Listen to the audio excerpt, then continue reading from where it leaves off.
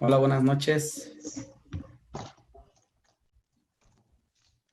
¿Qué tal? Muy buenas noches. Bienvenidos a todos, colegas y amigos que nos acompañan esta noche para nuestro seminario, nuestro webinar del día de hoy. Tenemos el gusto, como lo habíamos comentado, de presentar al doctor José Ruiz Zaragoza, que en esta ocasión nos viene a platicar un interesante tema, una charla que se llama Manejo Integral de la Enfermedad Articular Degenerativa. Esperemos que sea de su agrado, que sea de mucho provecho. Por favor, si tienen preguntas, no duden en ponerlas por los comentarios, las estaremos capturando y al final tendremos una sesión de preguntas y respuestas con el doctor. Así es que, doctor, Pepe, por favor, te cedo la palabra y bienvenido y gracias. Muchas gracias. Déjame ver, no sé si ya se está proyectando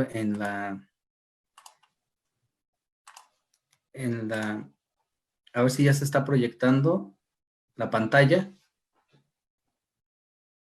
Si quieren ahorita que empiece ya me avisan para iniciar. Pero muchas gracias, sean ustedes bienvenidos a es nuestra quinta plática que hacemos por Facebook Live. Un agradecimiento a los colaboradores, a nuestros organizadores, que son los distribuidores a nivel nacional, a nivel Latinoamérica, a CEAMVET, Centro de Estudios Avanzados en Medicina Veterinaria, que nos han ayudado mucho con la difusión de estos eventos, al doctor Isidro Castro, un abrazo. Bueno, pues vamos a iniciar. No sé si tengas algo más que añadir. No, listo, estamos al aire ya, Pepe, ya iniciamos. Perfecto. Bueno, pues vamos a iniciar. Bueno, doctores, pues muchas gracias por su atención, por recibirnos desde la comodidad de su hogar, de su clínica, de su lugar de trabajo, si es que todavía están trabajando. En Laboratorio Innofarma estamos muy preocupados y ocupados por la educación continua. Es una prioridad para nosotros el ofrecer esta herramienta para todos ustedes que nos están sintonizando desde el otro lado. Pues esta plática va dirigida, como ya lo comenté, hacia a los médicos veterinarios generales que hacemos clínica diaria, que estamos en contacto con los pacientes y a veces no nos es tan fácil diagnosticar alguna enfermedad o no nos es fácil la cuestión en la que los propietarios o los tutores, que ahora se les llama, nos dejen llegar a un diagnóstico definitivo. Esta charla realmente va dirigida a estos médicos. Vamos a ver el manejo integral de la enfermedad articular degenerativa, cómo es que la podemos diagnosticar, a dar unos tratamientos desde quirúrgicos hasta, bueno, desde médicos hasta quirúrgicos y hacer el manejo posterior. ¿Ok? Pues bueno, ya me presentó mi compañero Enrique. Mi nombre es José Ruiz Zaragoza, médico veterinario. Y empezamos.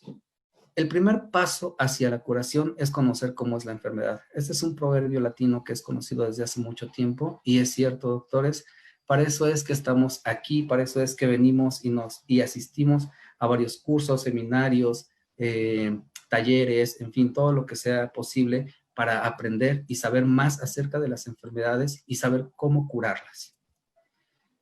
Y empecemos. Como ya les dije, la enfermedad articular degenerativa es un padecimiento muy común dentro de las mascotas. Y no solamente en las mascotas convencionales, sino también en mascotas no convencionales. Por ejemplo, ya vemos hurones, conejos, jerbos, algunos reptiles como iguanas, tortugas, algunas aves. En fin, todos los animales que sean vertebrados pueden tener o padecer esta enfermedad, ¿ok? Sabemos de fósiles de dinosaurios que se han encontrado con evidencia de enfermedad articular degenerativa. En la actualidad, pues bueno, principalmente tratamos perros y gatos, que es muy común esta enfermedad, y vamos a ver por qué es. Y empezamos viendo algunos conceptos. Primero vemos el concepto de articulación. El concepto de articulación es un lugar de unión entre dos o más huesos del esqueleto, y la función de esta unión o esta articulación es dar movilidad y flexibilidad al cuerpo. Posteriormente vemos lo que es la definición de una articulación sinovial, que también está al final de dos huesos y está cubierta por un cartílago hialino. Posee una cápsula articular dentro de la cual está contenida el líquido sinovial y esta cápsula está formada por fibras de colágeno. La membrana sinovial presenta abundante vascularidad y muchas terminaciones nerviosas. Y todo esto es importante saberlo para ver cómo es que funciona desde anatómicamente y posteriormente vamos a ver la fisiopatología de la enfermedad. ¿Qué estructuras van a estar relacionadas en una articulación? Bueno, los huesos principalmente largos, periósteo, membrana sinovial, líquido sinovial, cápsula articular, cartílago articular, el plato epifisiario, la epífisis y obviamente el hueso subcondral. Esta enfermedad es también conocida o lo pueden encontrar en algunos textos como artropatía degenerativa, osteoartritis, osteoartrosis o enfermedad articular secundaria, que me gusta más a mí llamarla de esta forma porque casi siempre es secundaria a otra enfermedad. Y vamos a ver las definiciones una por una. La artropatía degenerativa es una alteración que se caracteriza por la degeneración del cartílago articular y la producción de hueso neoformado en los márgenes articulares. Una vez que nosotros veamos en una radiografía, en un estudio radiográfico, estos huesos neoformados que están aquí a los bordes de la articulación y vemos la reacción perióstica y todas las complicaciones que vamos a ver más adelante, podemos decir que tenemos una enfermedad articular degenerativa diagnosticada. Pero vamos a ir paso por paso.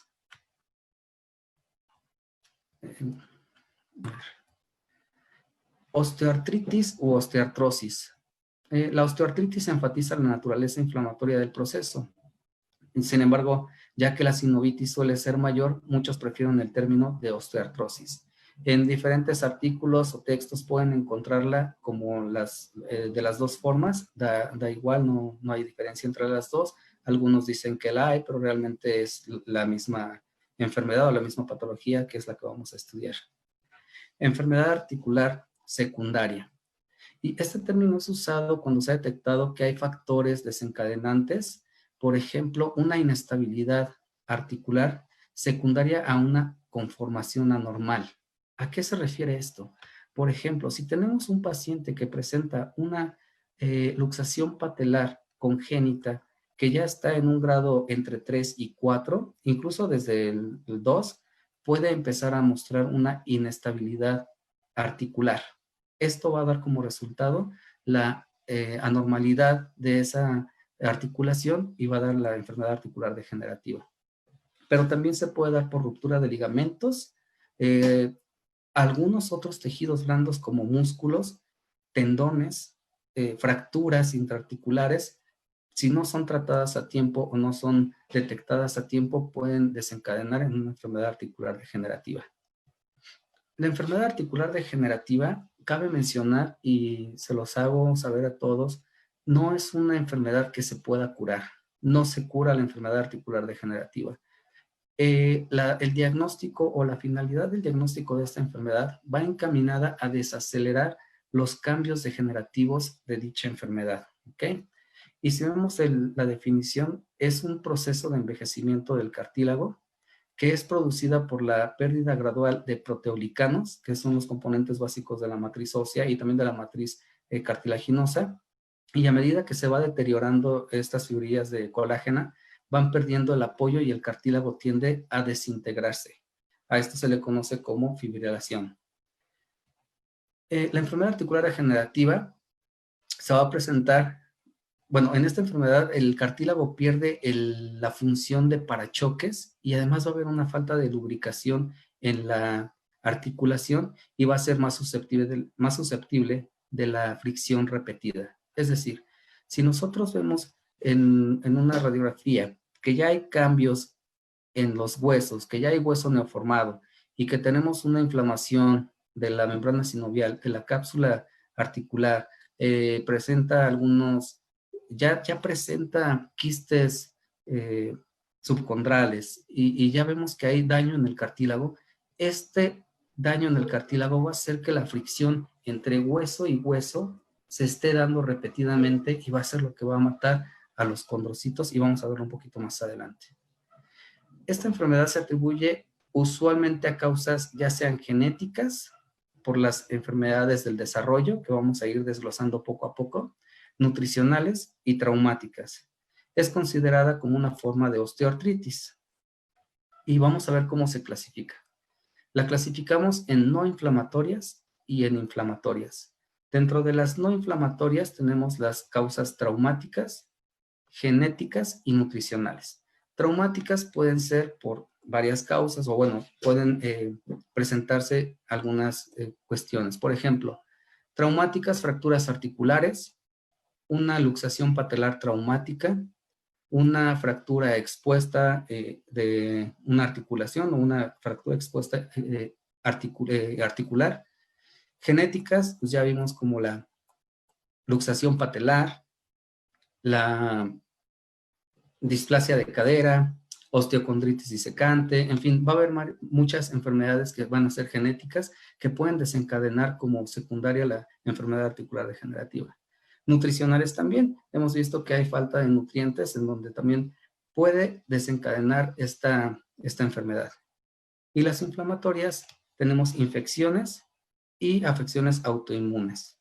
Una infección podría ser, a veces no nos imaginamos, pero podría ser una infección bacteriana, micológica o viral. Y dentro de las autoinmunes podemos encontrar artritis reumatoide, en fin, algunas otras, pero las vamos a ir desglosando poco a poco. ¿Qué estructuras van a estar involucradas en esta enfermedad? Bueno, principalmente el cartílago articular, que es el cartílago hialino, la membrana sinovial y el líquido sinovial. Una vez que se va a alterar estos tres componentes, vamos a dar como resultado, o va a dar como resultado, la enfermedad articular degenerativa. Y veamos las características del cartílago articular. Este cartílago es un tejido que es altamente especializado y tiene una capacidad limitada de regeneración. Y aquí pongo regeneración entre comillas porque el cartílago, una vez que se pierde, no se regenera. Es decir, sí puede haber un sistema de regeneración, pero va a ser una fibrosis y se va a desencadenar, o más bien va a producir un cartílago fibroso en donde va a estabilizar la función del cartílago. Y bueno, ya vemos la composición del cartílago es células llamadas condrocitos entre un 5 y un 10%, fibras de colágeno del tipo 2 entre un 5 y un 15%, proteoglicanos entre un 5 y 10%, agua entre un 80 y un 85%. Es decir, casi la mayoría del cartílago está compuesta por agua. Y si vemos las características de los condrocitos, vamos a encontrar que son células altamente diferenciadas, viven en un medio anaerobio, no se regeneran, es decir, hace un momento les comenté que el cartílago como tal tiene una regeneración limitada, pero los condrocitos no se regeneran, es decir, una vez que se muere un condrocito, no se va a recuperar, pero el incremento de síntesis y el catabolismo permite la homeostasis de esa articulación. Además de que estos condrocitos sintetizan la matriz extracelular o sustancia fundamental. El líquido sinovial es un líquido claro de color amarillo, entre transparente y amarillo pálido, y es un dializado de plasma.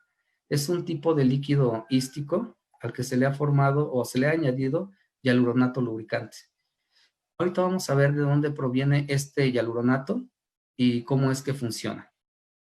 Este líquido, como aquí dice, ejerce una doble función que es la de nutrir al cartílago articular y además proporcionarle esa lubricación a la superficie articular.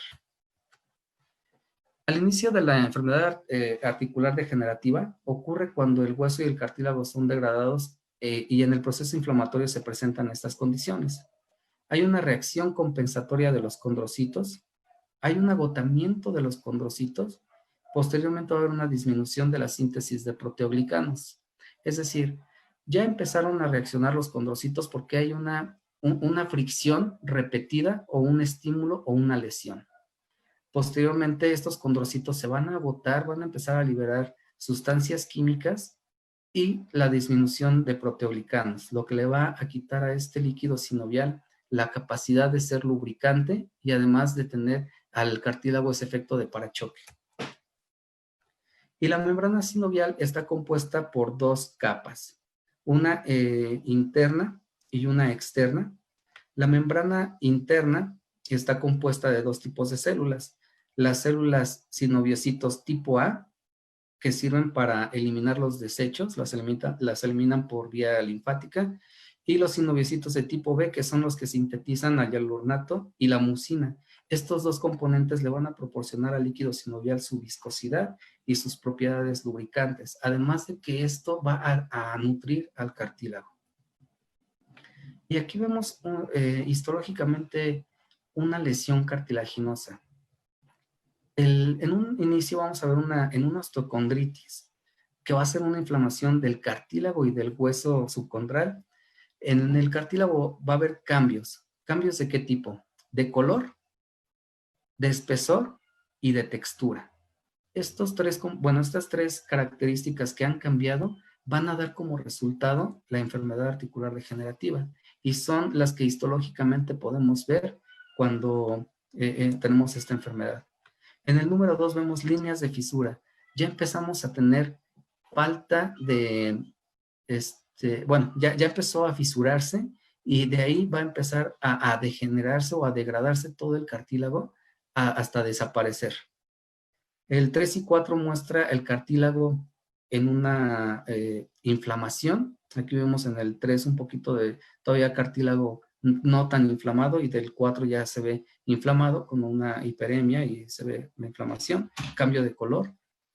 Y abajo en el 5 vemos el hueso subcondral. En este hueso subcondral, cuando las proteasas y metaloproteinasas empiezan a actuar, van a degradar a este hueso y radiológicamente las vamos a encontrar como quistes subcondrales.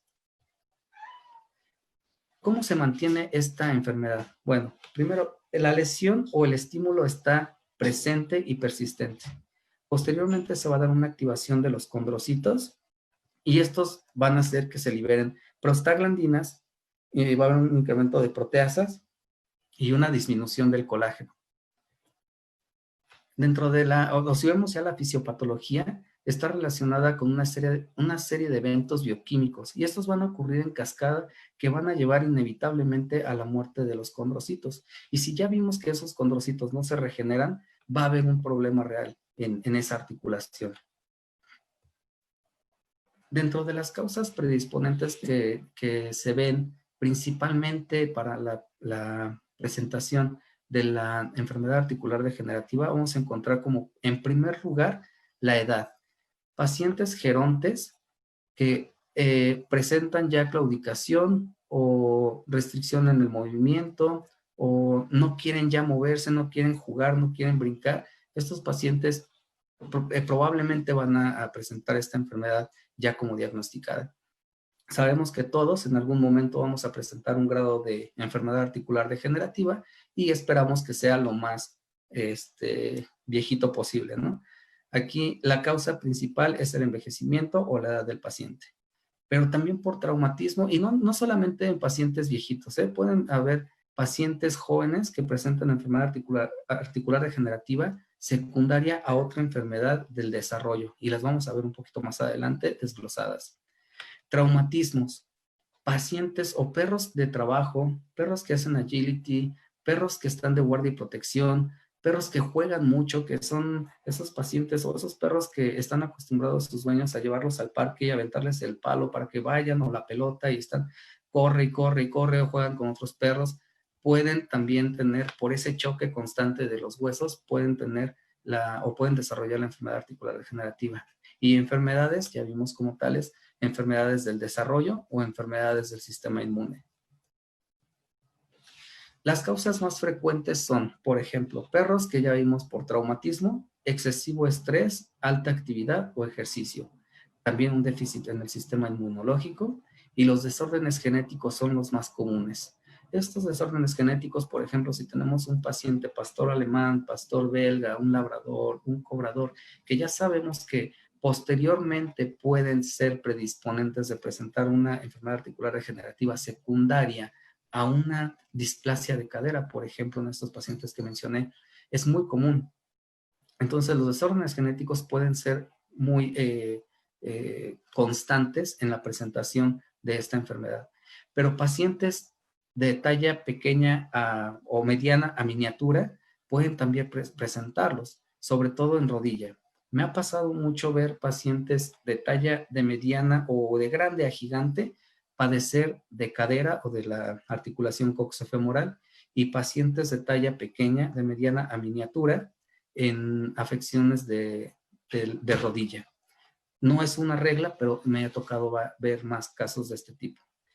Infecciones o traumatismo. Ya mencionamos infecciones. Infecciones pueden ser sistémicas que hayan llegado a la articulación, y ya vimos que pueden ser bacterianas, micóticas o virales. Pero traumatismo, un traumatismo que haya sido una fractura o que haya producido una fractura intraarticular, puede desencadenar la enfermedad articular degenerativa. Y en infecciones también puedo mencionar las infecciones iatrogénicas. Últimamente, o por lo menos en medicina humana, está o es muy usual, muy común el uso de infiltraciones intraarticulares de ácido hialurónico. Yo en lo personal lo hago muy constantemente, muy seguido, y tengo buenos resultados. Pero para hacer una infiltración intraarticular debemos de tener una asepsia quirúrgica, un manejo adecuado para poder hacer este procedimiento. Si yo no tengo el cuidado adecuado, no tengo la asepsia correcta, voy a inocular bacterias dentro de esa articulación a la hora de infiltrar el ácido hialurónico, que es lo que más infiltro.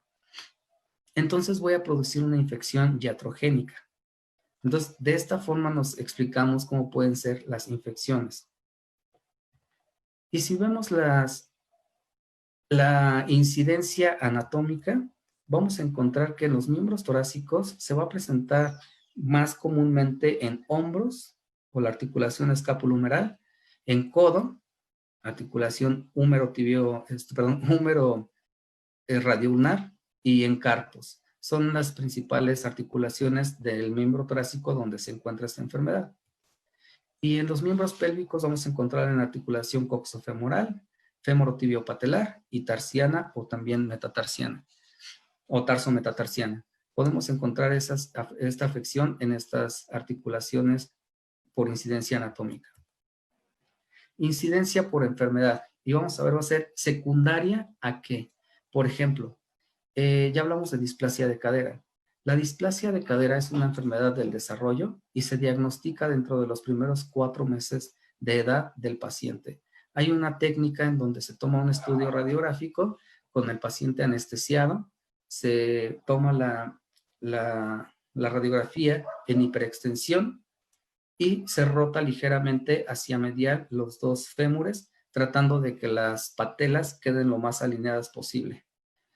A los 4 meses se toma el primer estudio radiográfico y posteriormente a los 12 meses se hace la confirmación de presencia de displasia de cadera o libre de displasia de cadera.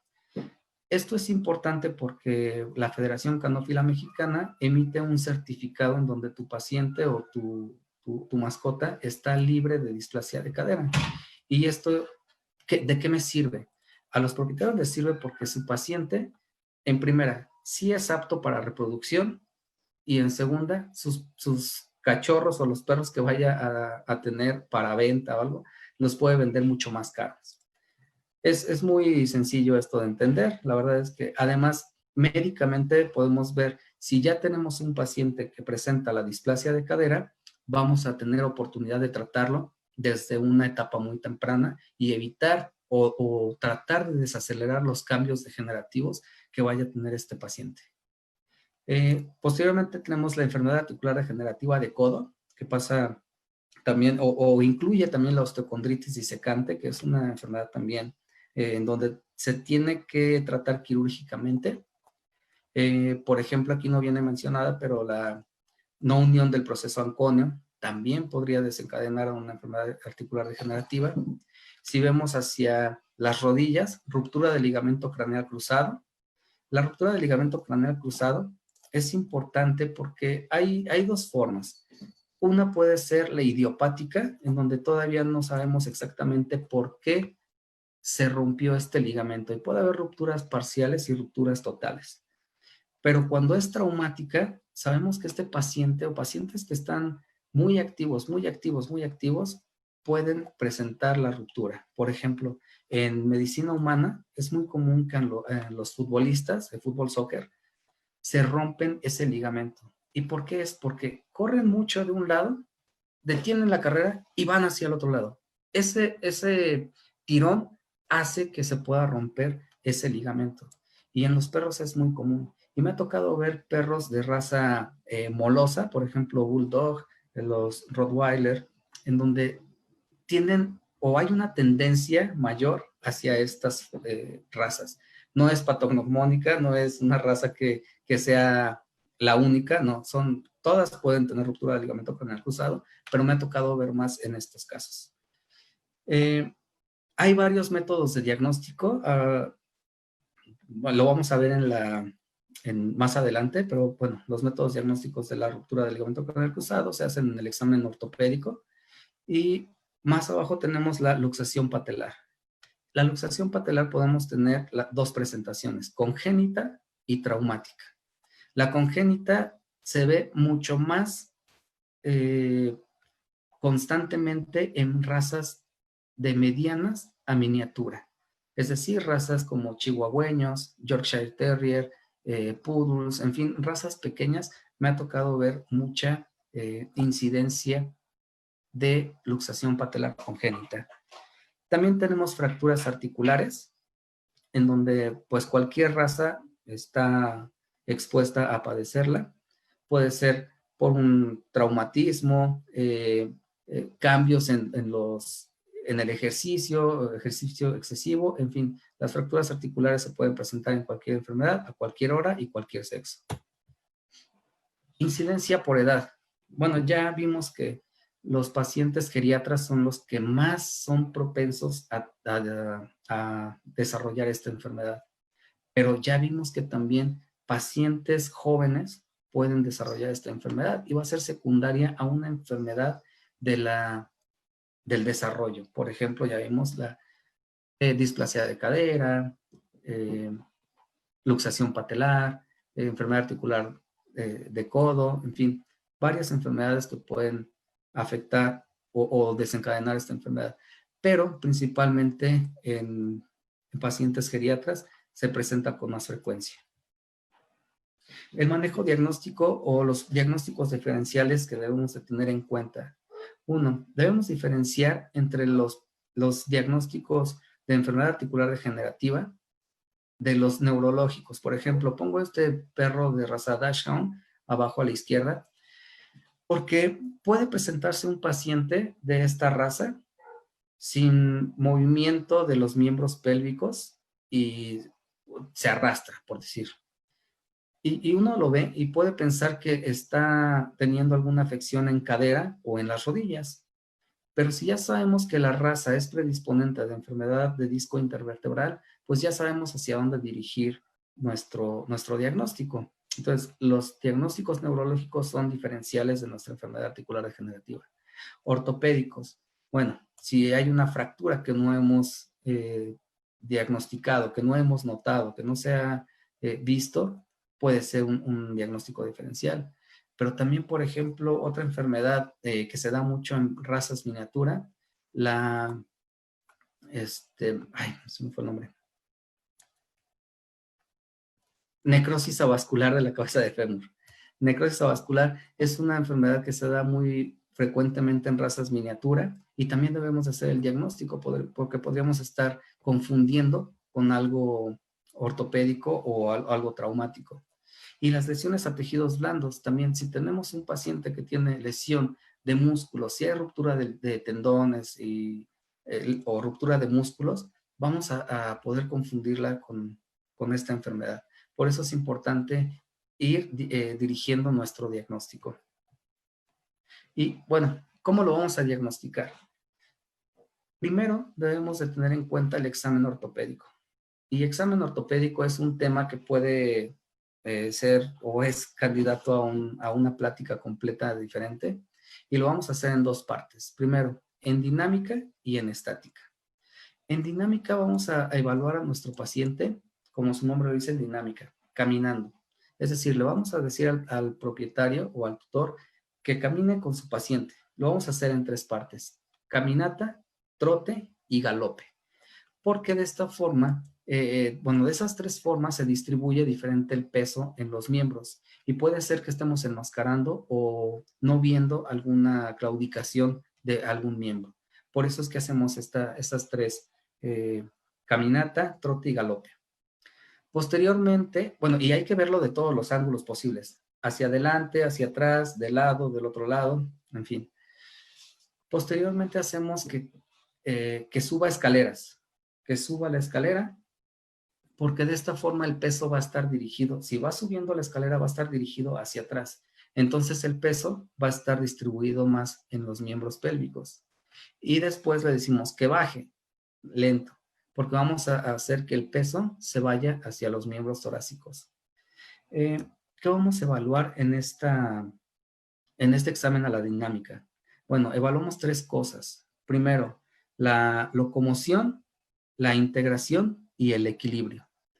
Estos tres puntos nos van a decir cómo está la integridad del aparato locomotor, pero también nos van a decir cómo están conectados con el sistema nervioso.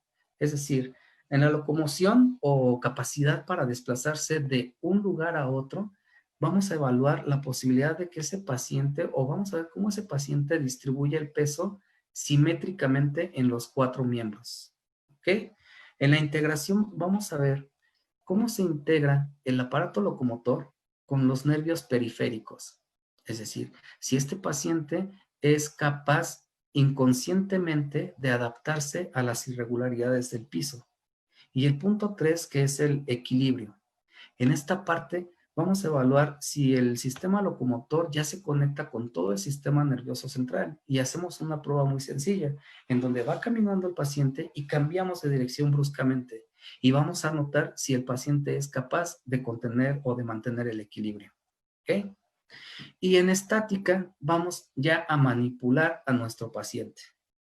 En esta parte me gusta, bueno, el examen se hace de la forma se pone de cúbito lateral, primero del lado de cúbito lateral derecho o izquierdo, como ustedes prefieran, y se va haciendo flexión y extensión de cada articulación, empezando, o yo empiezo desde falanges hasta la articulación, si vamos miembros torácicos, falanges, carpos, la articulación del codo y la articulación del hombro.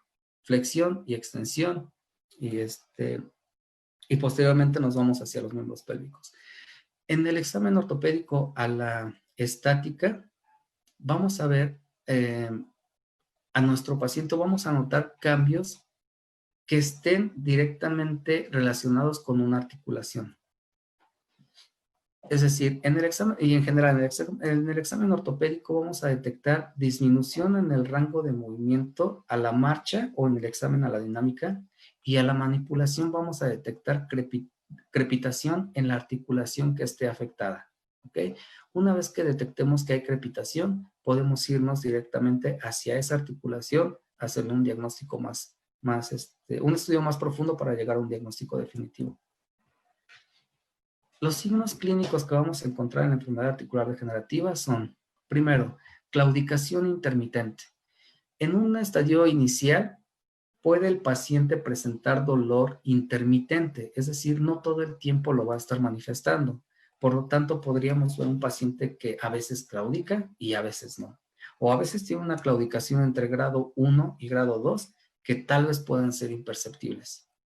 Tal vez el propietario sí pueda decirnos que claudica de ese miembro, pero para nosotros que no conocemos al paciente podría pasar desapercibido.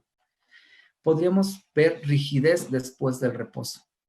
Una parte que me gusta hacer dentro del examen ortopédico a la dinámica es echar al paciente, es decir, que el paciente esté echado en posición de esfinge, detenerlo ahí unos 3, 4 minutos, 5 minutos y posteriormente decirle que se incorpore lentamente para ver si hay alguna manifestación de dolor en alguno de los miembros. A veces hay dificultad para incorporarse o incluso la negación para incorporarse, ¿no?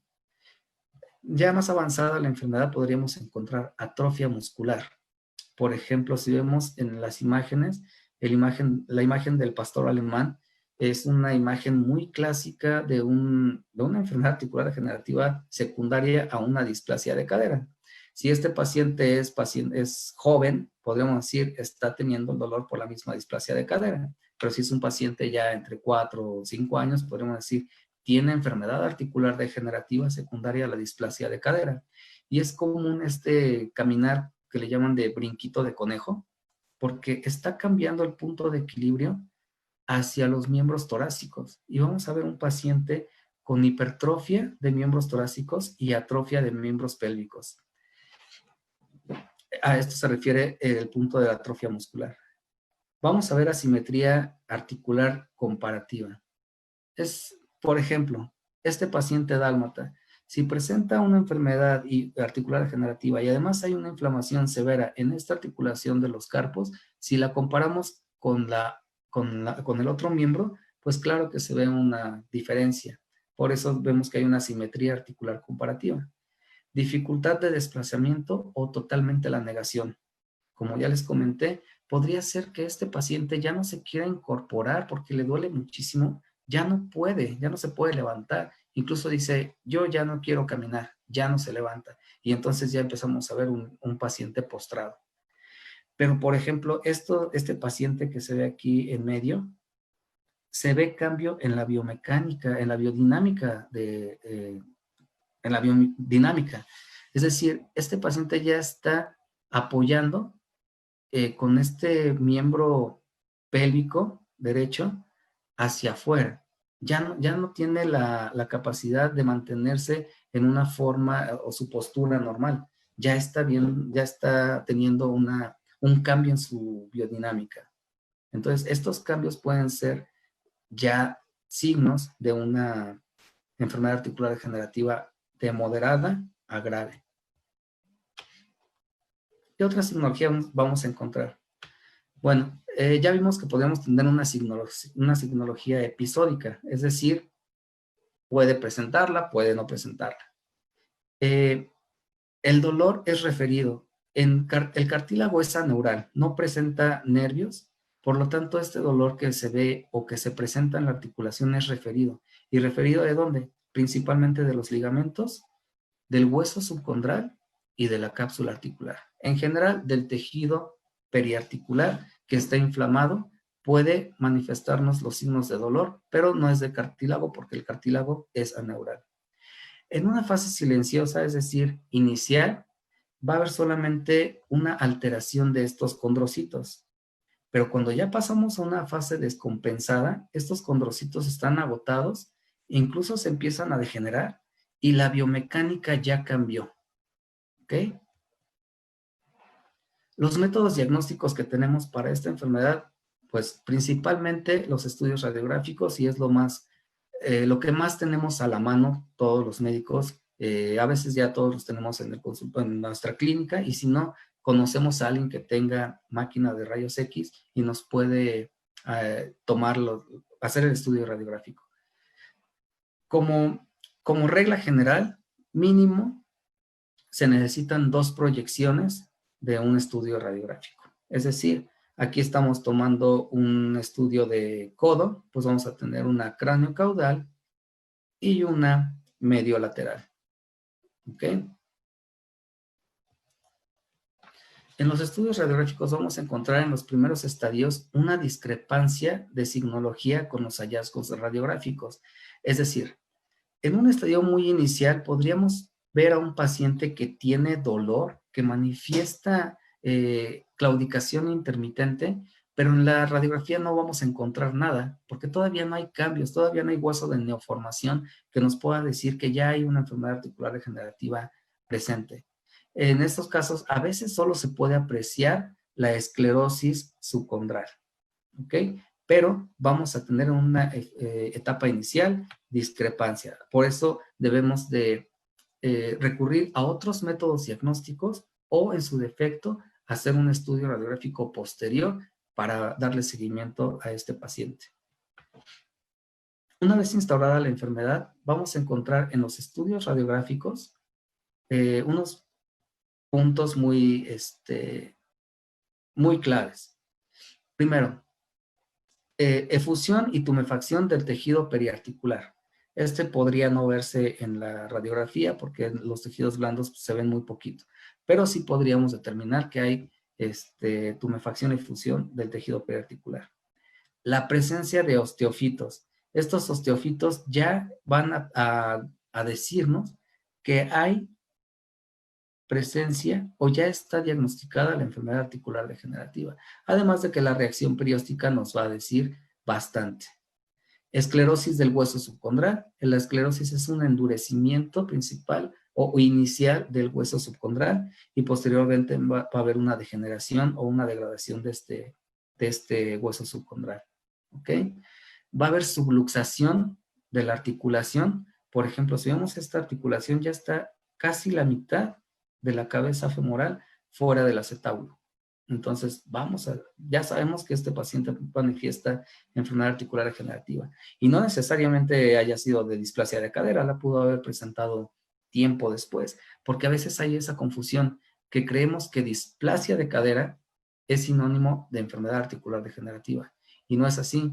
Si viene un paciente a un estudio radiográfico y el paciente tiene entre 4, 5 o más años y vemos cambios de este tipo, y si alguno de mis colaboradores luego me dice, es que tiene displasia de cadera, yo le digo, ¿y cómo sabes que fue displasia de cadera? Hay que ver, desde el inicio no tuvo malestar, a lo mejor no tenía displasia de cadera. Esta enfermedad articular degenerativa se presentó después, entonces no es sinónimo. ¿Ok? Cambio en el bostezo articular. El bostezo articular es el espacio que hay entre un hueso y otro en la articulación. Obviamente aquí hay cambio y se ve aquí disminuido el bostezo articular y acá se ve aumentado. Pero esos son los cambios que vamos a encontrar principalmente en una enfermedad articular degenerativa o en los estudios radiográficos de esta enfermedad. Entesofitos ya son huesos neoformados más grandes. ¿Ok? Es lo que vamos a encontrar principalmente en la radiografía. Otro método diagnóstico es la resonancia magnética. En este estudio vamos a encontrar cambios muy sutiles en la enfermedad, cambios degenerativos muy iniciales y nos va a dar la oportunidad de tratar a nuestros pacientes de una manera temprana en donde podemos desacelerar esos cambios, incluso evitar que pasen por un proceso de dolor innecesario, porque ya lo diagnosticamos con esta técnica. La desventaja es que es cara, no en todos lados se hace. Por ejemplo, les voy a compartir una experiencia mía. Hace como 10 años yo quise hacer una resonancia magnética para un paciente mío. No era para ortopedia, era para cerebro. Sospechábamos de algo neurológico, alguna presencia de una masa o algo así. Y no había quien nos hiciera el estudio. Entonces, una doctora que contacté me dijo, mira, yo tengo un contacto en hospital, era Hospital del Chopo, en la Ciudad de México. Entonces yo hablé con la persona de recepción y le dije, oye, quiero hacer una resonancia magnética, y me dijo, no se puede, ¿no? Pero bueno, siempre se puede. La verdad es que siempre se puede. Hablé con otras personas del mismo laboratorio y al final de cuentas, en la noche me metieron por una puerta trasera, hicimos el estudio, de resonancia magnética y se tuvo el diagnóstico. A lo que voy es, si no se tiene la resonancia magnética para uso veterinario en alguna clínica en su localidad, pueden buscar de uso humano. De verdad, siempre se puede. Es un consejo que yo les doy, siempre se va a poder. Entonces, ya sabemos que la resonancia magnética nos va a dar un diagnóstico temprano y podremos dar un tratamiento temprano a nuestros pacientes. Otro método diagnóstico es la tomografía. La tomografía pasa igual que con la resonancia, pero en tomografía ya hay un poco más de acceso, de accesibilidad. Y hay ya incluso médicos veterinarios que tienen tomógrafos. Bueno, en la Ciudad de México ya también hay quien tiene resonador magnético. En algunas otras ciudades de México también ya sé de algunas clínicas que lo tienen. Entonces ya es más fácil acercarse a estos colegas que tienen el equipo y nos puedan hacer el estudio. Lo mismo, podemos tener cambios muy sutiles y darle un tratamiento temprano a nuestro paciente.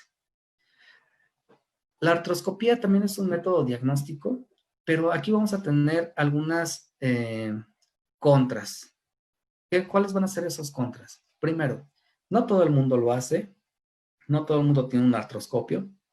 Y además está restringida a pacientes de raza mediana a gigantes. ¿Qué quiere decir? Que pacientes muy pequeños, por ejemplo, chihuahueños, no va a ser tan fácil introducir un artroscopio. Bueno, si hablamos de una rodilla, pues tal vez, pero si ya hablamos de carpos, de codo, de articulaciones mucho más pequeñas, ya no vamos a poder. Entonces, esta es como nuestra restricción principal, el tamaño del paciente. Otro método diagnóstico que ya casi todos tenemos en el consultorio, en la clínica o en el hospital, es un ultrasonido. Aquí sí debemos de tener una formación, sí, principalmente una formación para saber cómo manejar este equipo para ultrasonido de músculo esquelético, ¿ok? La ventaja es que pues ya es más accesible, ya muchos colegas lo tienen en su clínica.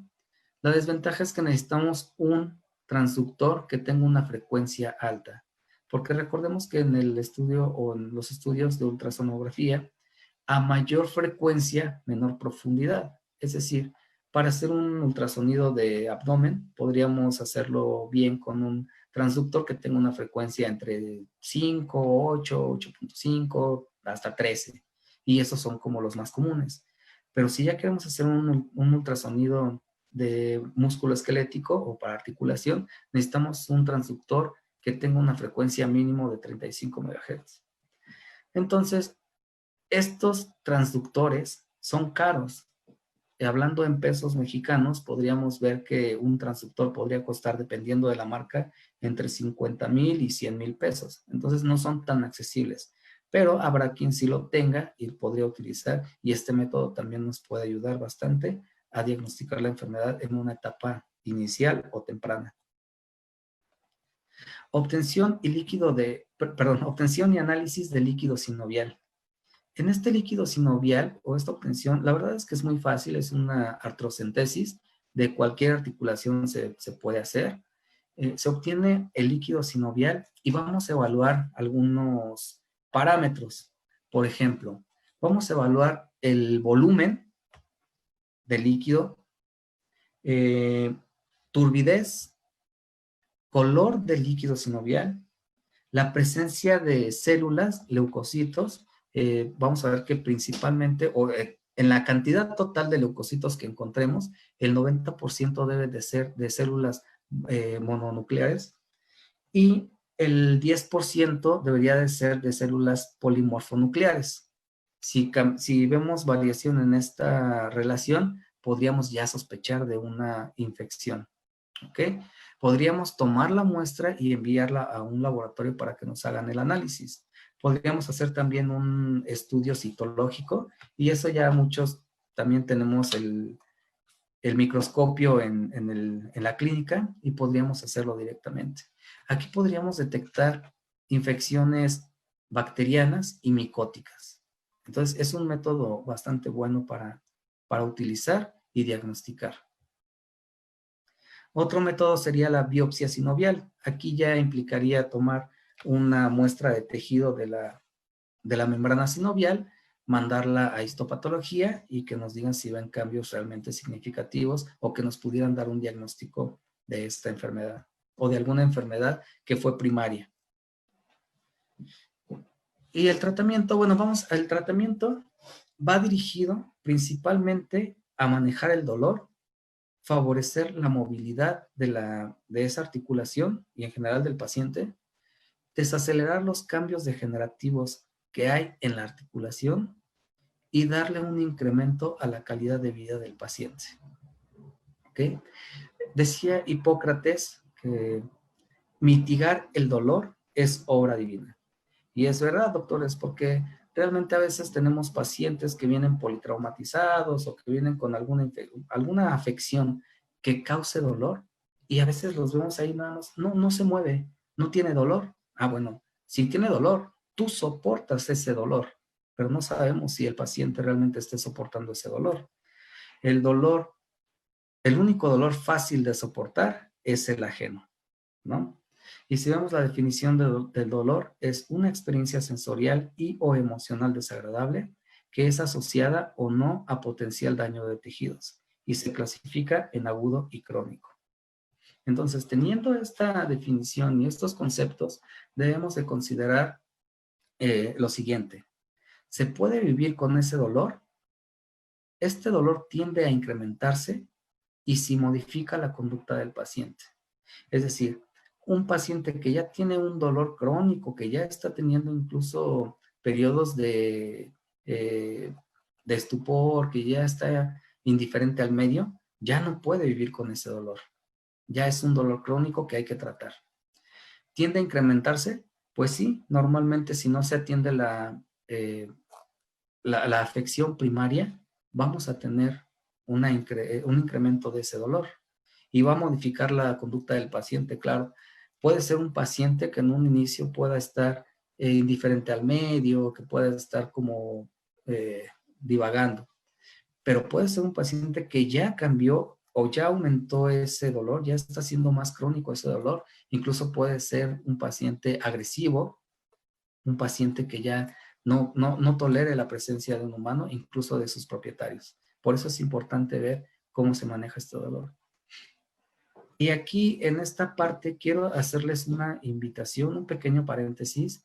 El próximo miércoles 3 de junio vamos a tener una charla que va a dar el doctor Mario Marczuk, que va a ser acerca del manejo del dolor. No se la pierdan, no quiero entrar mucho yo en este terreno porque él es el especialista en este tema y quiero que él, con base en lo que estamos viendo, nos pueda dar ya su opinión para el manejo de este dolor articular. ¿Ok? Dicho esto, vamos a seguir con la signología frecuente. En un estadio inicial vamos a tener pérdida de peso porque estos pacientes ya no quieren moverse, ya no quieren hacer ejercicio, incluso dejan de comer y va a haber pérdida de peso. Restricción de movimientos. Claro, si alguna articulación le está doliendo, un miembro le está doliendo, va a dejar de caminar porque va a decir, ya no quiero ir hasta donde está mi comida para que me duela. Prefiero quedarme aquí acostado y que no me duela nada. Trastorno del sueño, vigilia sueño. Entonces, este paciente va a despertar de la nada porque no puede dormir del dolor. Esto va a alterar la conducta de este paciente. Pérdida progresiva de la función de ese miembro que esté afectado.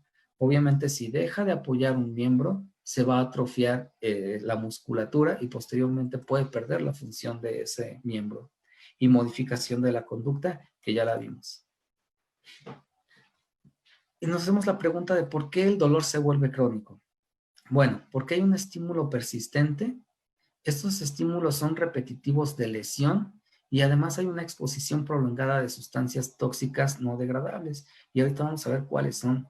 Estas son las responsables: histamina, serotonina, bradiquinina, anafilatoxinas, leucotrienos, prostaglandinas, factor de agregación plaquetaria y óxido nítrico.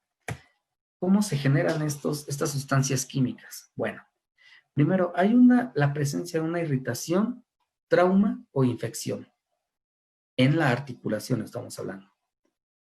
Se va a dar una ruptura de la porción fosfolipídica de la membrana celular, principalmente de los condrocitos.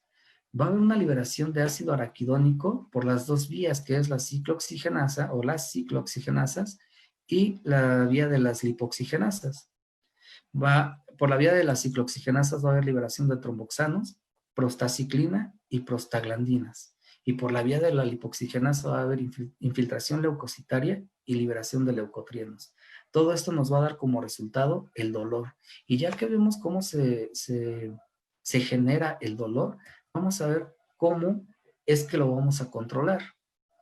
Principalmente para un tratamiento inicial de primera elección para la enfermedad articular degenerativa es la utilización de antiinflamatorios no esteroideos. Ya sabemos que los antiinflamatorios no esteroideos van a bloquear o a inhibir la producción, primero a inhibir las enzimas ciclooxigenasas y posteriormente la producción de prostaglandinas, ¿ok? Y las prostaglandinas sabemos que son precursoras o son, precursoras del la inflamación y todo esto va a causar dolor. Entonces, si entramos aquí y bloqueamos las vías de la ciclooxigenasa 1 y ciclooxigenasa 2, vamos a tener un bloqueo de la presentación de la inflamación y del dolor. Ahora, vamos a tomar una decisión en el tratamiento. Ya vimos o ya diagnosticamos totalmente o clínicamente la enfermedad articular degenerativa. Entonces, ¿qué tratamiento le vamos a dar a nuestro paciente? Es decir, ¿qué tipo de tratamiento? ¿Médico o quirúrgico? Y vamos a hacer una evaluación.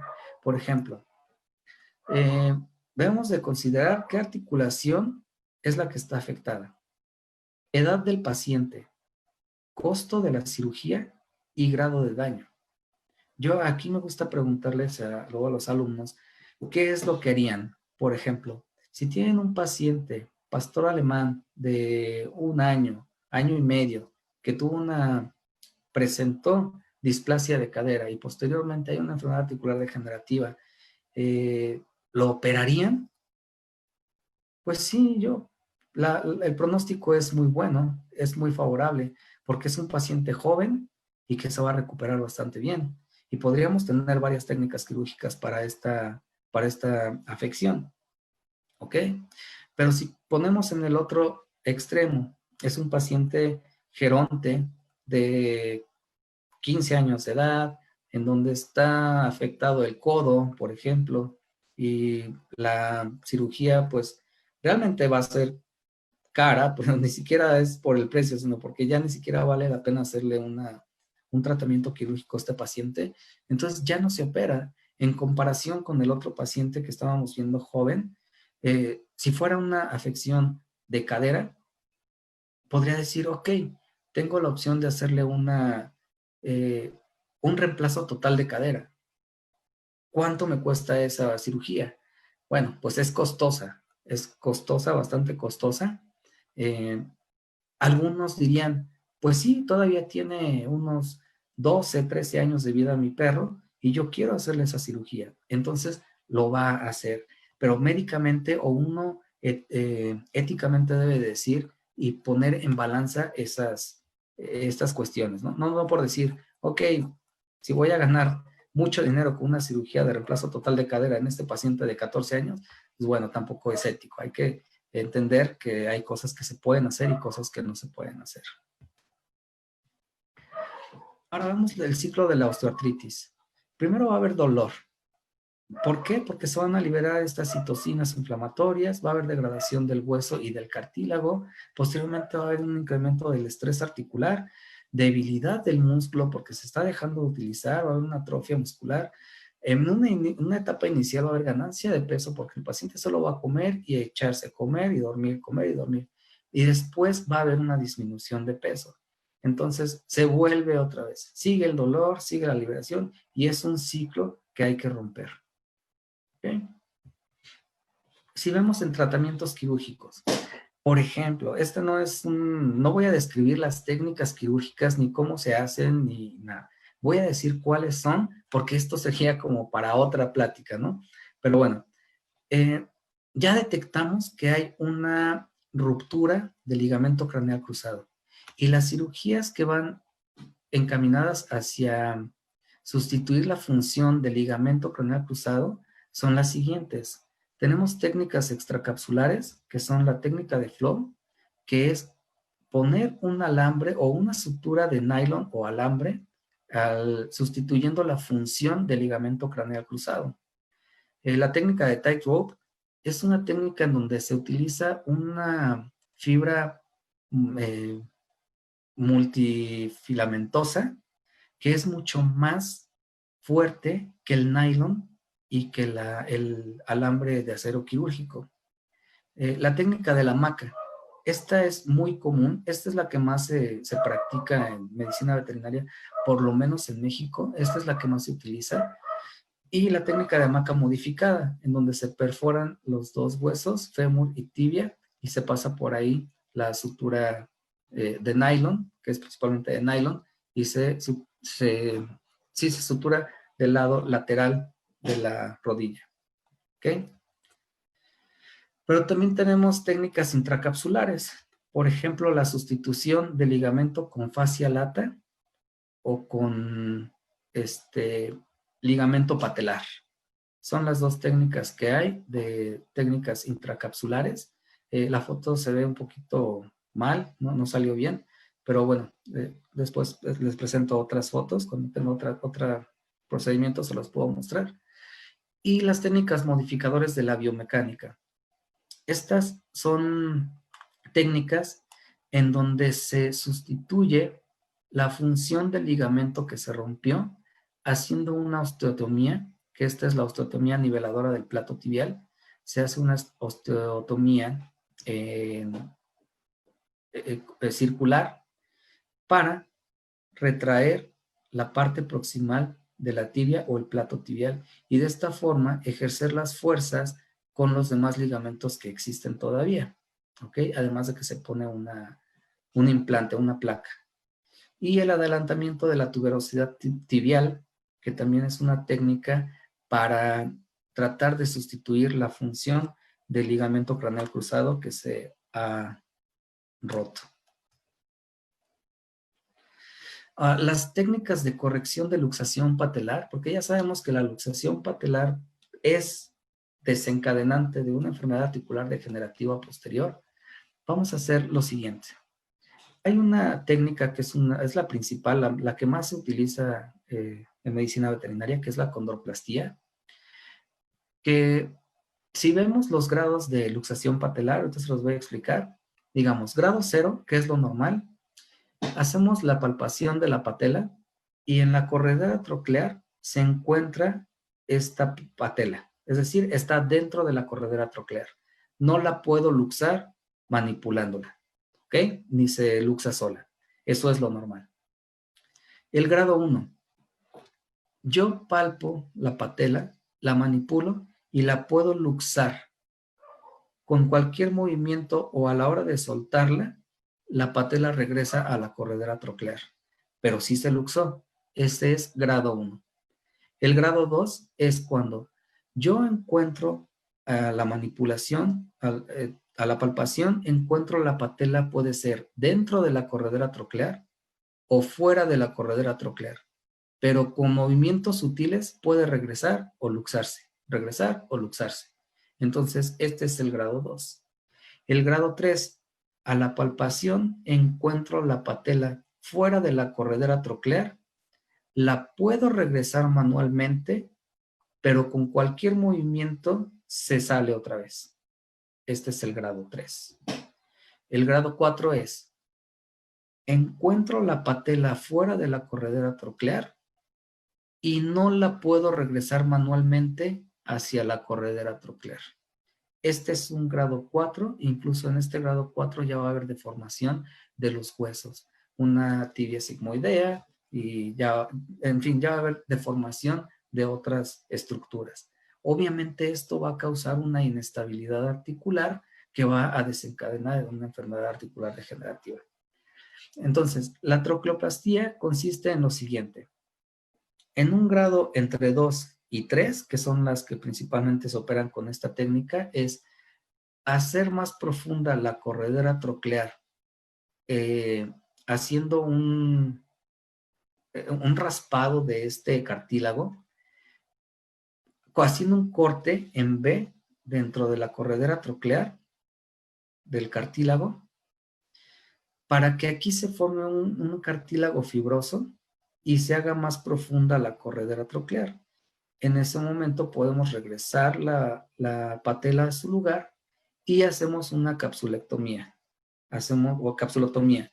Cortamos un poco de la cápsula para que quede más justa y de ese modo hacer que esa patela no se vuelva a luxar. Pero si ya tenemos un grado 4, en donde ya no podemos regresarla y la profundidad de la corredera troclear realmente ya es mínima, en donde ya no se puede hacer más cortes sobre este cartílago, entonces optamos por un reemplazo de surco troclear. Este es un implante que se vende comercialmente, se hace, hay técnicas, hay que hacerlo obviamente, tomar cursos para hacerlo, y se puede reemplazar esta corredera troclear y corregir la luxación patelar. ¿Ok? Esto va encaminado ¿a qué? A que se presente lo más tardío posible y en un grado menor la enfermedad articular degenerativa. Por ejemplo, cirugías de cadera. Las principales. La principal es escisión artroplástica coxofemoral, en donde una vez que diagnosticamos que hay una enfermedad articular degenerativa, ya sea secundaria o no a displasia de cadera, podemos hacer el corte de la cabeza del fémur y el cuello del fémur. Entonces, la función de detenerlo en su lugar la van a hacer los músculos que están en la periferia, ya sean los músculos, bueno, van a ser los músculos glúteos y los músculos bíceps femorales. Otra técnica es la triple o doble osteotomía pélvica. Estas técnicas ya son un poquito más costosas. Esta cirugía es la principal, la que dijimos antes, que es la escisión artroplástica coxofemoral. Es relativamente sencilla, es la menos costosa de todas y es por la que más se opta. Obviamente tiene limitantes con peso, ¿no? Con relación de peso. Pacientes arriba de 25 kilogramos no es tan recomendada, pero bueno, se han visto casos en donde sí se ha utilizado. Triple y doble osteotomía pélvica, entonces ahí sí ya incluye el uso de unas placas y ya va a aumentar el costo, pero tienen una buena recuperación y un pronóstico favorable. Denervación acetabular también es relativamente de bajo costo, fácil de hacer y también es una opción, aunque después de un tiempo se ve que vuelve a presentar dolor. Más o menos unos 6 meses se tiene al paciente sin dolor y posteriormente vuelve a presentar el dolor. Sinfisiodesis.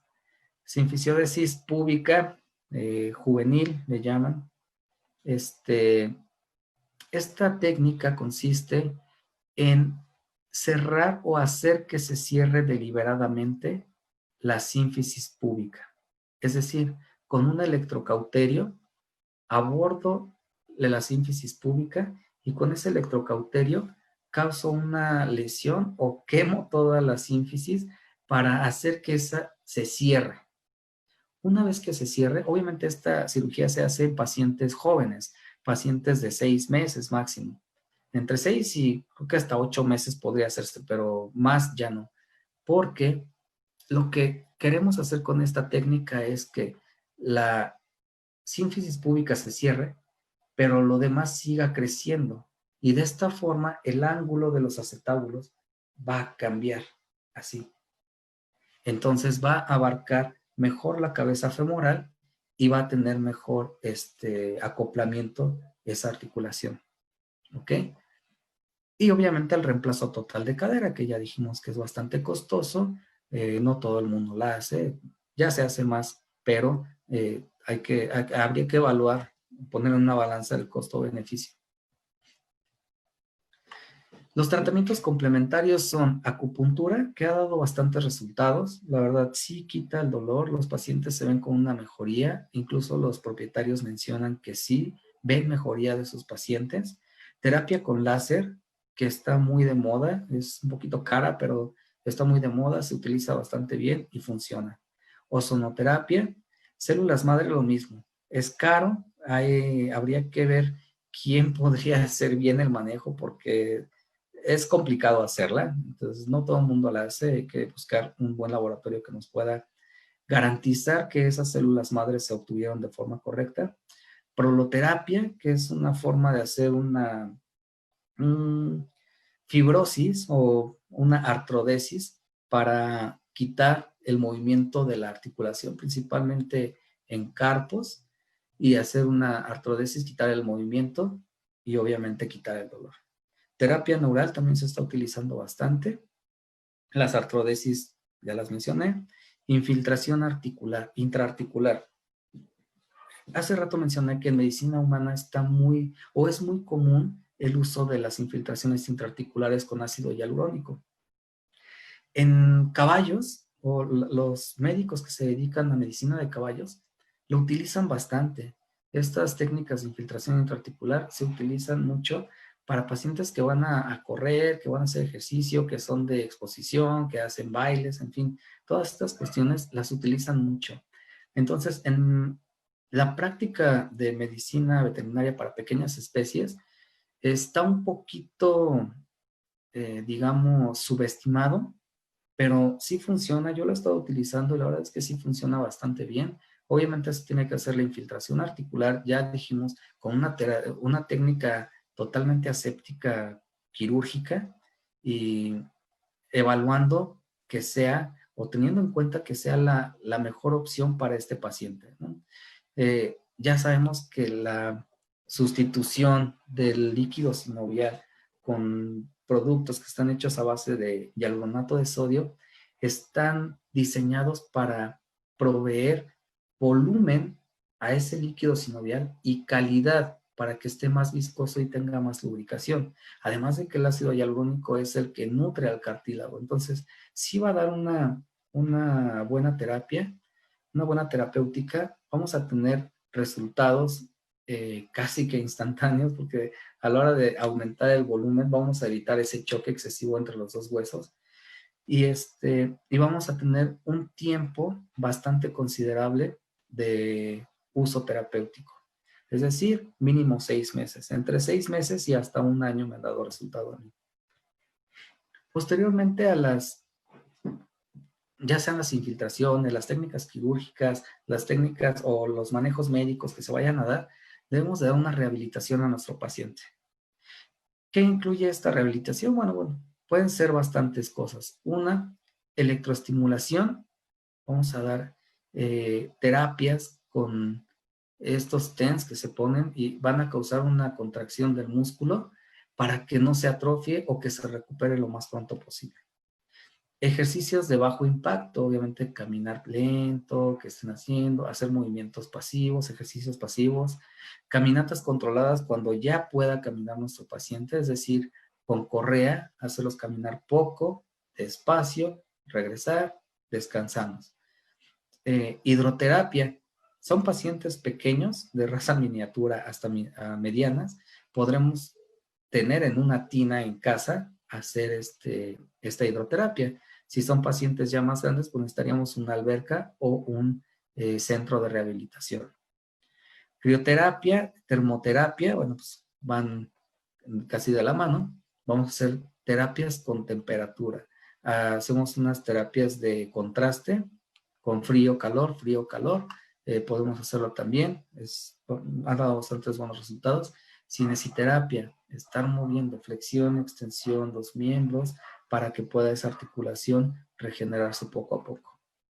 Masoterapia, etcétera. Todo lo que sea con cuestión a la rehabilitación está indicado después de los tratamientos que ya hicimos previamente. Voltaire, que era un filósofo francés del siglo XVI, decía que los médicos son profesionales que recetan drogas que conocen poco en pacientes que conocen menos. Y esto él lo decía porque en ese tiempo, claro que la farmacología estaba muy deficiente y hacían lo que fuera posible para tratar de dar un bienestar a un paciente que conocía menos, ¿ok? Y entonces también decía que el médico cura con lo que sabe y no con lo que ignora. Por eso es que hacemos este tipo de cursos, tratamos de hacer este tipo de acercamiento asistimos a cursos, asistimos a pláticas, asistimos a talleres o incluso hacemos posgrados para conocer más de la enfermedad y poder conocer más para curar más cosas. Si ya también decidimos que nuestro tratamiento médico va a ir de la mano con un tratamiento quirúrgico va de la mano con un tratamiento médico, la primera elección, y no digo que sea la única, pero la primera elección son los antiinflamatorios no esteroidales, porque nos van a dar ese alivio en el momento para ese dolor, ¿ok? ¿Qué tenemos como medicamentos? Carprofeno, meloxicam, etodolaco, ácido tolfenámico, en fin, hay una amplia gama de antiinflamatorios no esteroideos. En Laboratorio Innofarma se producen estos productos, estos medicamentos. Por ejemplo, el etodolaco. El etodolaco tiene una gran afinidad por condrocitos y sinoviocitos. Es decir, si nosotros lo administramos, va a ir directamente a actuar sobre el sitio que está afectado. Entonces vamos a manejar el dolor bastante bien. Como es etodólaco, muchos médicos nos daba miedo utilizarlo porque lo relacionamos con el ketorolaco y hemos visto que el ketorolaco tiene un alto índice de toxicidad en los pacientes veterinarios. Por eso es que casi no lo utilizamos. Pero utilícenlo, conózcanlo, acérquense y puedo asesorarlos para que lo puedan utilizar de forma segura. Esteroides, pues, también es un tratamiento médico. Fármacos de acción sintomática lenta para osteoartritis. Ya hablamos del ácido hialurónico. Este puede ser utilizado de forma intraarticular o de forma endovenosa. Así es que podemos utilizarlo y además de la mano, terapias que que se administran de forma oral para mantenimiento. ¿Ok? Este caso es no es caso mío, me lo mandaron por correo y me pidieron una opinión. Es una paciente, es hembra, de 13 años de edad, es cruza de labrador con otro más pequeño, no es tan grande, pesa aproximadamente 16 kilos, y me presentan esta radiografía o este estudio radiográfico y me preguntan, ¿qué opino? ¿Qué haría? Es una enfermedad articular degenerativa bastante severa, por lo menos del lado derecho se ve muy, muy severa. Del lado izquierdo todavía tiene, no tan severa que la otra, aunque no está bien tomada el estudio, ¿no? Pero me decían, ¿qué recomiendas? ¿Lo opero o no lo opero? Y le dije, ¿el paciente camina? No, sí come, hace del baño bien, va al baño, bueno, lo llevamos y regresa y está de buen ánimo, todo. No puede caminar, se arrastra con los miembros torácicos. Bueno, pues mi opinión aquí es, pues sí, si está de buen ánimo y está bien, opéralo, hazle una decisión artroplástica coxofemoral y vas a ver un cambio. La finalidad aquí es manejar el dolor, quitar el dolor. Si yo quito esta articulación que de por sí ya no está funcionando, por lo menos al quitarla, al retirarla, voy a quitarle también el dolor. Entonces, mi opinión fue, sí, quítasela. Vemos cómo reacciona con este lado y si el otro lado puede manejarse con medicación, pues adelante. Y si no, más adelante lo operamos del otro lado. Pero por lo menos quítale el dolor de aquí, porque este paciente ya no tiene calidad de vida. Entonces, nuestro manejo integral también lleva un manejo nutricional. En la actualidad hay muchos alimentos que ya vienen adicionados con condroitina, glucosamina, alimentos que van dirigidos hacia pacientes de edad avanzada, para pacientes de talla grande, mediana y pequeña. Es diferente la edad en la que se considera geronte cada tamaño de raza. Y va dirigida a darle, a restablecer el movimiento y la función de las articulaciones, pero también va dirigido a disminuir el uso de antiinflamatorios no esteroidales y corticosteroides para evitar la presencia de efectos colaterales adversos. ¿Okay?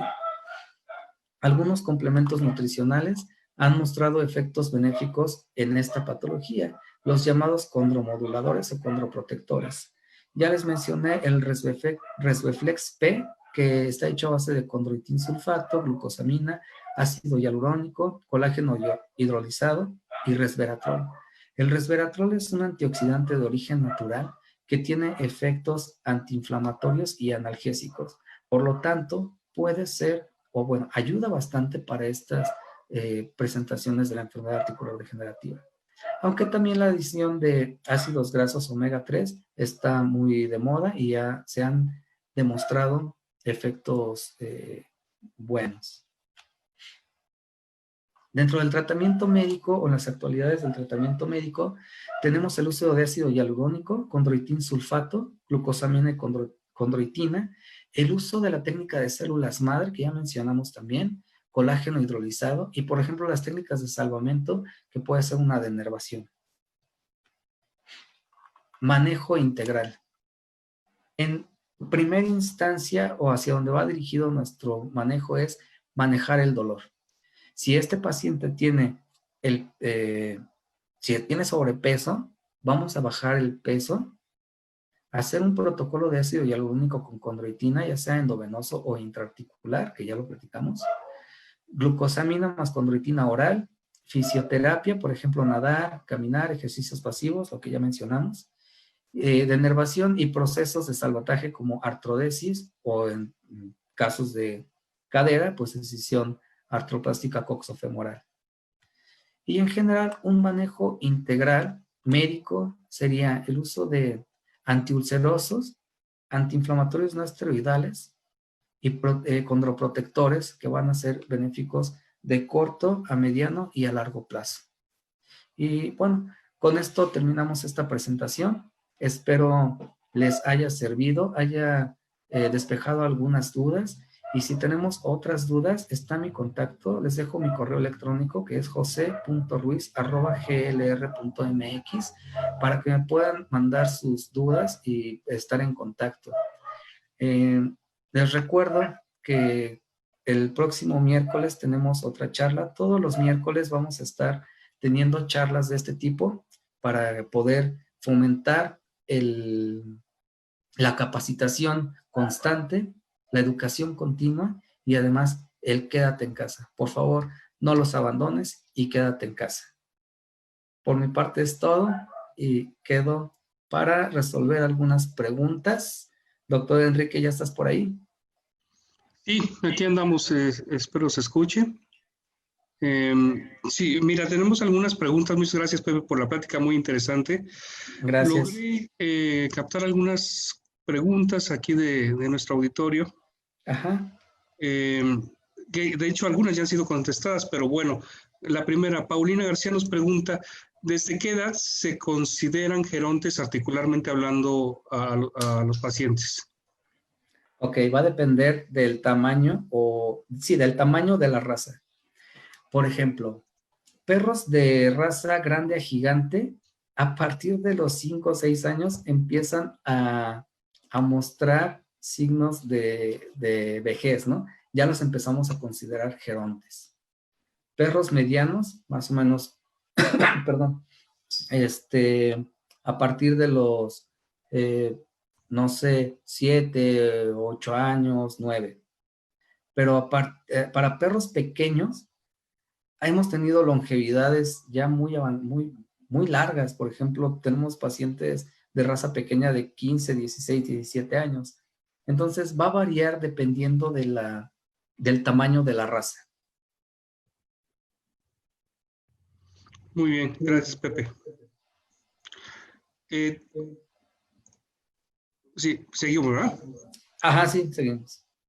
Hay una pregunta, permíteme. Sí. Dice el doctor Eric Rodríguez, ¿cuál es el protocolo antiosteoartrítico con condroitin sulfato y ácido hialurónico que utiliza concretamente dosis y frecuencia? Ok. Hay estudios en donde la utilización de ácido hialurónico únicamente utilizado vía intravenosa ha sido benéfico. Se utilizan 4 dosis, 4 aplicaciones, una cada semana. Y se ven los efectos a partir del día 25, o se hace la evaluación en el día 25 y en el día 49 después de la primera aplicación, si tomamos como día 0 la primera aplicación. ¿Cuál es la dosis? La dosis vamos a manejarla, es un poquito rara, pero bueno. 1 miligramo por kilogramo de ácido hialurónico inyectable, hasta 20 miligramos totales o 20 kilogramos del paciente. Es decir, si mi paciente pesa 10 kilogramos, le vamos a administrar 1 mililitro de hialudol, que es ácido hialurónico. ¿Ok? Si el paciente pesa 20 kilogramos, administramos 2 mililitros. Si el paciente pesa 30 kilogramos, le voy a administrar solo 2 mililitros para que sean los 20 miligramos totales. Si el paciente pesa 40, 50, 60 o más, no va a pasar de 2 mililitros equivalentes a 20 miligramos totales por animal. ¿Ok? Esto es por la vía endovenosa. Vía intraarticular es el mismo producto y lo vamos a utilizar de acuerdo o cuanto baste para administrar el tamaño de esa articulación. No es lo mismo la rodilla de un gran danés que la rodilla de un chihuahueño. Ahí sí vamos a tener que ver cuál es el volumen adecuado por cada paciente, ¿ok? Pero vía endovenosa, esa es la dosificación. La frecuencia puede ser desde 6 meses hasta 1 año que tengamos un efecto terapéutico. ¿Cómo lo vamos a evaluar? Viendo la presencia de dolor, de claudicación. Si hay cambios radiológicos evidentes, tendríamos que volver a administrar el producto. ¿Okay? Que haya una reacción perióstica exacerbada o que esté muy marcada con respecto a la anterior. Entonces, cada 6 meses se hace el seguimiento y cada 6 meses podría ser la administración o hasta 1 año, dependiendo del paciente. 6, 8, 10 o hasta 12 meses. Muy bien, muy bien. Gracias, Pepe. ¿Tenemos tiempo de una más o...? Sí, adelante. Bueno, hay una pregunta donde que nos están pidiendo información de cuál es la recomendación para empezar a administrar condroprotectores a los perros o a los pacientes, más bien en forma preventiva. Si hay alguna edad recomendable o es hasta que empezamos a ver alguna alteración. No, yo prefiero cuando ya tengo un paciente de una raza que es predisponente de presentar una enfermedad articular degenerativa, por ejemplo, perros pastores o perros ya de talla grande a gigante, ya sé que en algún momento puede presentar esta enfermedad. Los condroprotectores de administración por vía oral pueden ser administrados durante toda su vida y no va a tener ningún problema. No he encontrado ningún efecto adverso a la administración de estos condroprotectores. Además de que hay alimentos que ya lo tienen incluido en su formulación. Entonces, no va a hacerle daño esta administración de medicamentos, siempre y cuando tú sepas que que tienes una raza predisponente de presentar la enfermedad, ¿no? No hay una edad. Incluso desde antes de que presente la signología, yo se lo daría. Bueno, yo se los doy así. Muy bien. Muchísimas gracias, doctor. Pues hay más preguntas. Yo les recomendaría a todos nuestros asistentes al seminario que si tienen más dudas, pónganse en contacto con el doctor José Ruiz. Ahí está su correo, lo estamos viendo ahorita en pantalla. Él con mucho gusto y seguramente con toda la gran disposición que tiene, los va a atender en su momento y poder profundizar más, porque hay un par de preguntas que requieren, yo creo que sí requerirían otra horita más o menos de explicación. Pero qué bueno, ¿no? Esa es nuestra intención. Pónganse en contacto con el doctor Ruiz. Seguramente los va a atender muy bien. ¿Tenemos, Pepe, algún tema más ahorita?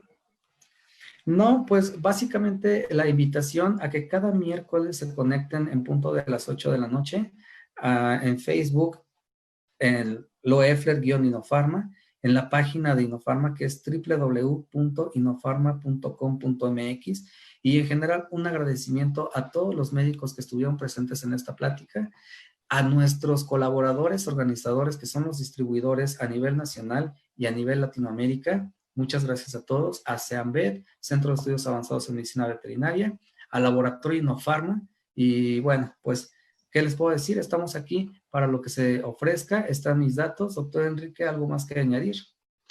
No, igual, agradecer, pues, como siempre, el apoyo de todos, de nuestros clientes, de nuestros médicos, todos los colegas que en esta época tan complicada para trabajar, pues seguimos adelante, seguimos dando atención a las mascotas, seguimos proveyendo medicamentos para la salud de las mascotas. Creo que vamos en el mismo barco y este tipo de reuniones nos han acercado mucho a todos, ¿no? Queremos agradecerles a todos, a nuestros colaboradores, a nuestra fuerza de ventas. Claro. Todos estamos involucrados en esto. Muchas gracias. Y pues nos vemos el próximo miércoles, que tenemos otro, como ya se está haciendo costumbre, otro gran ponente. Los esperamos pronto. Pues bueno, muchas gracias y nos vemos en la próxima. Hasta luego, doctor Enrique. Un abrazo. Hasta luego, Pepe. Buenas noches a todos los colegas.